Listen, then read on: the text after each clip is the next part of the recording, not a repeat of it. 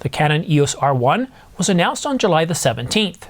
Won't start shipping until November the 26th, but has already received a firmware update delivering new capabilities. How is this possible? What are these new capabilities? And does it explain all the rumors about new capabilities coming to the R5 Mark II? But before we get to the details, please subscribe to this channel.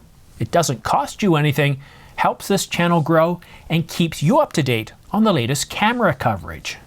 We just published a video this morning about a second Canon EOS R5 Mark II firmware update coming later in October, that it might include new capabilities, but that the new capabilities are coming before the end of 2024.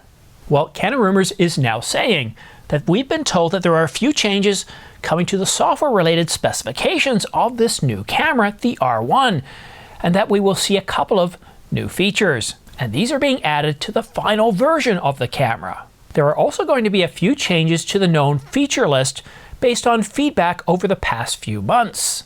So what are these new capabilities, and could we expect to see some of these capabilities in the R5 Mark II?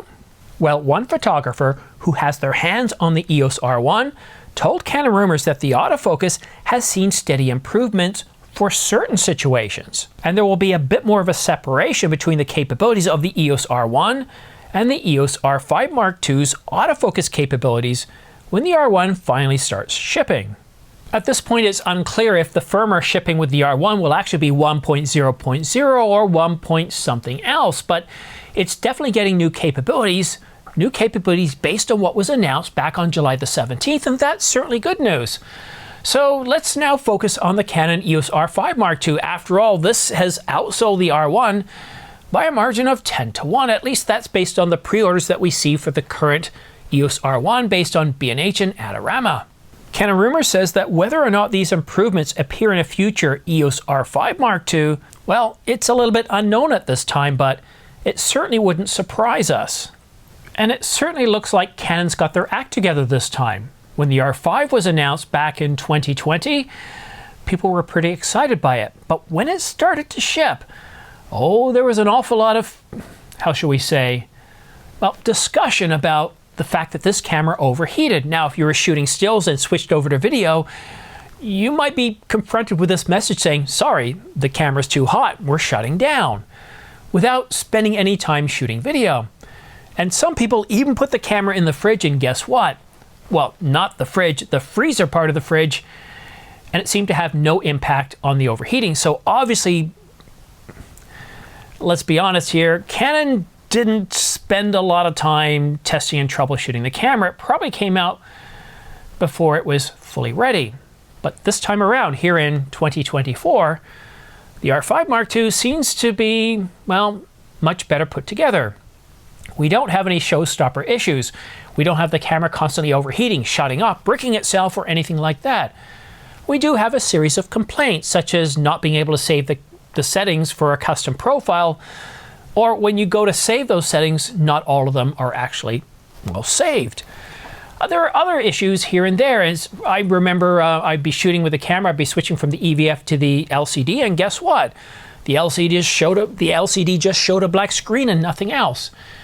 But these are relatively minor issues that really don't impact our shooting a whole lot, and that's good news. So I really don't expect to see major enhancements to the R5 Mark II and the R1, although I do expect to see planned improvements over the next 2 to 3 years, providing not just enhancements, but new capabilities altogether. And on this topic, Canon Rumors says that while there are no specifics given about the changes and the improvements, don't expect anything too groundbreaking. We expect these changes to be more situational than broad stroke improvements to either camera. And unlike 2020, I'm happy if Canon takes their time, if it takes months before we get firmware updates. Because what matters more to me than anything else is reliability. Reliability of the camera, that I don't have to worry about any issues. Things I would like to see is, well, for example, the batteries, the LP-E6NH batteries. There's no reason I shouldn't be able to put these in the R5 Mark II, for example, and be able to record 4K fine, 4K 120, just like I can on the Mark I. But when we put these batteries in the Mark II, all of a sudden, it's like they suffer shrinkage. And no one ever likes that. So it's a little bit annoying, and some of the rumors, if you want to watch my previous video, go into details about how Canon's planning, and in their own words, about adding back some more capabilities if you are using the LP6NH batteries. But turning back to the R1. The R1 is considerably, well, I wouldn't say considerably, it's definitely cheaper than the 1DX Mark III, and not much more expensive than the R3 when it was announced for $59.99. The R1 is available for pre-order for $62.99, and according to B&H, it's going to start shipping right around November the 26th.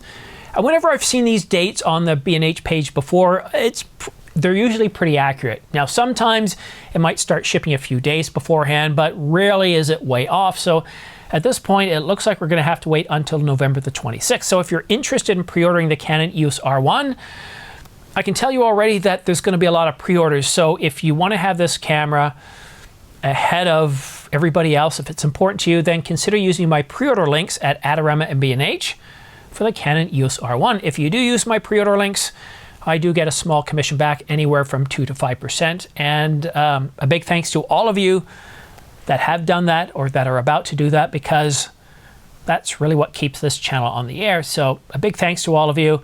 And I'm not going to spend a lot of time going into all the sales that are on right now.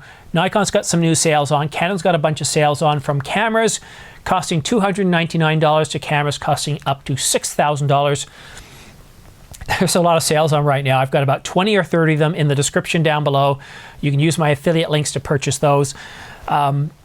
Just Black Friday is next month. Essentially, we're 2 months away from Black Friday, and I do expect to see some better deals. But, you know, in a world where everything is going up in price, houses, fuel, food, to actually see the price of cameras come down, and to come down by a wide margin, we're talking big sales, I'm pretty happy with that. Let me know what you think. Have you taken advantage of any of these sales? Let us know in the comment section down below. But that's it for now. Have yourself a great day, a great week, and we'll see you again soon.